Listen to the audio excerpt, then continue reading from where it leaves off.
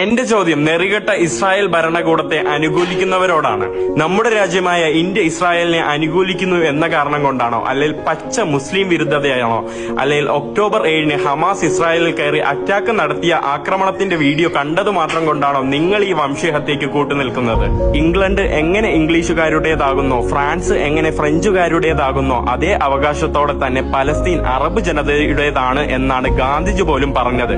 Palestine ഭൂപ്രദേശത്ത് Palestine ജനതയ്ക്ക് അവകാശമില്ലാതാകുന്നത് മനുഷ്യത്വരഹിതമാണ് എന്ന് പോലും ഗാന്ധിജി തുറന്നെഴുതിയിട്ടുണ്ട്. ഒരു രാജ്യത്തിനുള്ളിൽ മറ്റൊരു രാജ്യം രൂപീകരിക്കുകയാണ്. പലസ്തീനിൽ ബ്രിട്ടീഷ് സാമ്രാജ്യത്തിന്റെ പിന്തുണയുള്ള പുതിയ ജൂതരാജ്യം സമീപ ഭാവിയിൽ തന്നെ എണ്ണത്തിലും കഴുത്തിലും സാമ്പത്തിക ശക്തിയിലും പലസ്തീന് ഭേദാധിപത്യം സ്ഥാപിക്കും. പലസ്തീന്റെ ദേശീയ പ്രശ്നമാണിത്. സാമ്രാജ്യത്തിന്റെ നിയന്ത്രണത്തിനും ചൂഷണത്തിനുമെതിരായ സ്വതന്ത്രത്തിന്റെ പോരാട്ടം എന്ന് പറഞ്ഞുകൊണ്ട് ഇന്ത്യയും ബ്രിട്ടീഷുകാർക്ക് നേരെ സമാനമായ സ്വതന്ത്ര പോരാട്ടമാണ് നടത്തിയതെന്ന് നെഹ്റു ലോകത്തെ ഓർമ്മിപ്പിച്ചു. മുസ്ലിങ്ങൾ പലസ്തീനോട് ഐക്യദാർഢ്യം പ്രഖ്യാപിക്കുന്നു എന്ന കാരണത്താൽ ഇസ്രായേലി ഭീകരഭരണത്തെ അനുകൂലിക്കുന്ന പലരും അവിടെ മരിച്ചു വീഴുന്ന ക്രിസ്തുമത വിശ്വാസികളുടെ ജഡത്തിന്റെ എണ്ണവും അവിടെ പൊളിഞ്ഞു വീഴുന്ന ക്രിസ്തുമത ദേവാലയത്തിന്റെ എണ്ണങ്ങളും അറിയാതെ പോകുന്നുണ്ട്. പണ്ട് നമ്മുടെ തലമുറയെ തീവ്രവാദിയായി കുത്തിയ, ബ്രിട്ടീഷിനെതിരെ പോരാടിയ, അല്ലെങ്കിൽ അന്ന് ആ പോരാട്ടം കണ്ടുനിന്ന ഒരു വ്യക്തിയും ഇന്ന് ഹമാസിനെ തീവ്രവാദിയായി കണക്കാക്കില്ല.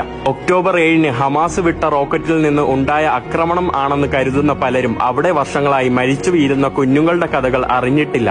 പള്ളിയിൽ സന്ദർശനം നടത്താൻ ഇസ്രായേലി പട്ടാളത്തിന്റെ തോക്കിൻ മുനമ്പിൽ കൈകൂപ്പി നിൽക്കേണ്ട അവരുടെ അവസ്ഥ കണ്ടിട്ടുണ്ടാകില്ല. മനുഷ്യന്റെ അടിസ്ഥാന ആവശ്യമായ കുടിവെള്ള സ്രോതസ് കോൺക്രീറ്റ് ഇട്ട് നികത്തുന്നത് കണ്ടിട്ടുണ്ടാകില്ല. 50-70 വർഷമായി താമസിക്കുന്നവരെ ഇസ്രായേലി കൂലിപ്പട്ടാളത്തെ കൊണ്ട് സ്വന്തം വീട്ടിൽ നിന്ന് അടിച്ചോട്ടിച്ച് സിയോണിസ്റ്റ് ഭീകരന്മാരെ പാർപ്പിക്കുന്ന കാഴ്ചകൾ കണ്ടിട്ടുണ്ടാവില്ല.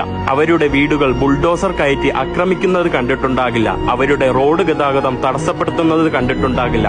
അവിടുത്തെ യുവത്വങ്ങളെ തല്ലിച്ചതയ്ക്കുന്നത് കണ്ടിട്ടുണ്ടാവില്ല. ആശുപത്രിയിൽ പോകാൻ ചെക്ക് പോസ്റ്റിൽ ഇസ്രായേലി കൂലിപ്പട്ടാളത്തോട് കരഞ്ഞപേക്ഷിക്കുന്ന അമ്മമാരുടെ കണ്ണീർ പൊടിയുന്ന ചിത്രങ്ങൾ നിങ്ങൾ കണ്ടിട്ടുണ്ടാവില്ല. അവിടെയുള്ള ബ്ലൂ പ്രസ് ജാക്കറ്റിട്ട് നിന്ന പലസ്തീൻ അമേരിക്കൻ മാധ്യമ പ്രവർത്തകയെ ഒരിക്കൽ ഇസ്രായേൽ പട്ടാളം വെടിവെച്ച് കൊന്നത് നിങ്ങൾ കണ്ടിട്ടുണ്ടാവില്ല. കാരണം പോലുമില്ലാതെ വെടിവെച്ചിട്ട 10-15 വയസ്സുള്ള കൊച്ചുമക്കളുടെ മൃതദേഹം കണ്ടിട്ടുണ്ടാവില്ല. ഇതൊക്കെ മുമ്പ് നിങ്ങൾ കണ്ടിരുന്നെങ്കിൽ, അല്ലെങ്കിൽ കാണാൻ ശ്രമിച്ചിരുന്നെങ്കിൽ ഇന്ന് നിങ്ങൾ ഇസ്രായേലി ഭീകര ഭരണകൂടത്തെ അനുകൂലിക്കില്ലായിരുന്നു. ഗാന്ധിജി അഹിംസ കയ്യിൽ മുറുകെ പിടിച്ചപ്പോഴും സഹികെട്ട പല ഇന്ത്യൻ സ്വതന്ത്ര സമര സേനാനികളും ബ്രിട്ടീഷിനെതിരെ പലപ്പോഴും ആഞ്ഞടിച്ചിരുന്നു. അന്ന് അവരെ തീവ്രവാദിയായിട്ടും രാജ്യദ്രോഹിയായിട്ടും ബ്രിട്ടീഷ് പ്രഖ്യാപിച്ചു എന്ന കാര്യം അറിയാവുന്നത് കൊണ്ടാകണം ഇന്ന് പല നേതാക്കന്മാരും ഹമാസിനെ സ്വതന്ത്ര സമര സേനാനികൾ എന്ന് ആവർത്തിച്ചുകൊണ്ട് വിളിച്ചത്. BJPയുടെ ഇപ്പോഴത്തെ പ്രധാനമന്ത്രി ഇസ്രായേലിനെ അനുകൂലിക്കുന്നു എന്ന കാരണം കൊണ്ട് മാത്രം പലസ്തീൻ മുർദാബാദ് എന്ന് വിളിക്കുന്ന പലരും അന്ന് പണ്ട് 1977-ൽ BJPയുടെ നട്ടല്ലായ അടൽ വാജ്പേയി ഇസ്രായേലിന്റെ ചെറ്റത്തരത്തെ എടുത്തു കാണിച്ചത് ഓർക്കുന്നുണ്ടാവില്ല. പലസ്തീനിലെ ജനങ്ങൾ ഒരു വംശഹത്യ കൊണ്ട് തുടച്ചു നീക്കാൻ മാത്രം അവർ ഒരു തെറ്റും ചെയ്തിട്ടില്ല. മറിച്ച് അത് യുദ്ധലാഭം കൊയ്യുന്ന അമേരിക്കയെ പോലുള്ള മറ്റുള്ള പല രാജ്യങ്ങൾക്കും ഗുണം ചെയ്യും. മക്കളെ നഷ്ടപ്പെട്ട രക്ഷിതാക്കൾ ഉടൻ വെടിനിർത്തലിന് പല ലോകരാജ്യങ്ങളോടും യാചിക്കുന്ന വീഡിയോകളുണ്ട്. യഥാർത്ഥത്തിൽ ഒരാളെ നഷ്ടപ്പെട്ടവർക്ക് മാത്രമേ അതിന്റെ വേദന അറിയൂ. നിങ്ങളും ഞാനും നല്ല എയർ കണ്ടീഷനിങ് ചെയ്ത, നല്ല ഭക്ഷണവും വെള്ളവും ലഭിക്കുന്ന വീടുകളിൽ ഇരിക്കുന്നു.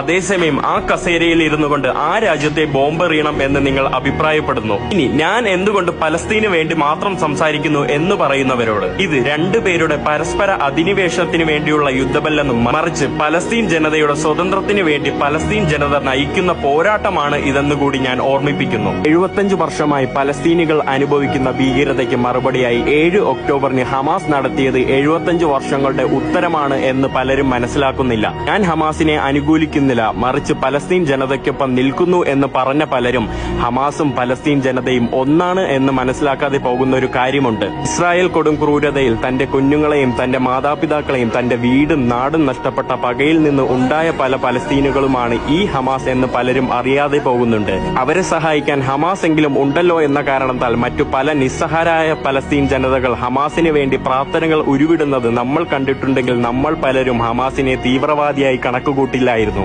പലസ്തീൻ ജനതയ്ക്ക് സ്വതന്ത്രമായി ജീവിക്കാനുള്ള അവകാശം കൊടുത്താൽ മാത്രം തീരുന്ന പ്രശ്നമേ ഇവിടെ ഉള്ളൂവെന്ന് ഐ സ്റ്റാൻഡ് ഫോർ പീസ് എന്ന് പറഞ്ഞ് നിഷ്പക്ഷമായി നിൽക്കുന്ന പലരും മനസ്സിലാക്കുന്നില്ല. നമ്മൾ ഒരിക്കൽ അധിനിവേശത്തിന് ഇരയായതുകൊണ്ടും ബ്രിട്ടീഷ് ഒരിക്കൽ നമ്മുടെ പൂർവികരെ തീവ്രവാദിയായി കുത്തി എന്ന് അറിയാവുന്നതുകൊണ്ടും പലസ്തീൻ ജനതയ്ക്കൊപ്പവും പലസ്തീനെ അനുകൂലിക്കുന്ന, പലസ്തീന് വേണ്ടി പോരാടുന്ന ഹമാസ് പോരാളികളോടൊപ്പം ഞാൻ നിൽക്കുന്നു എന്ന് പറഞ്ഞുകൊണ്ട് നിർത്തുകയാണ്. നന്ദി, നമസ്കാരം.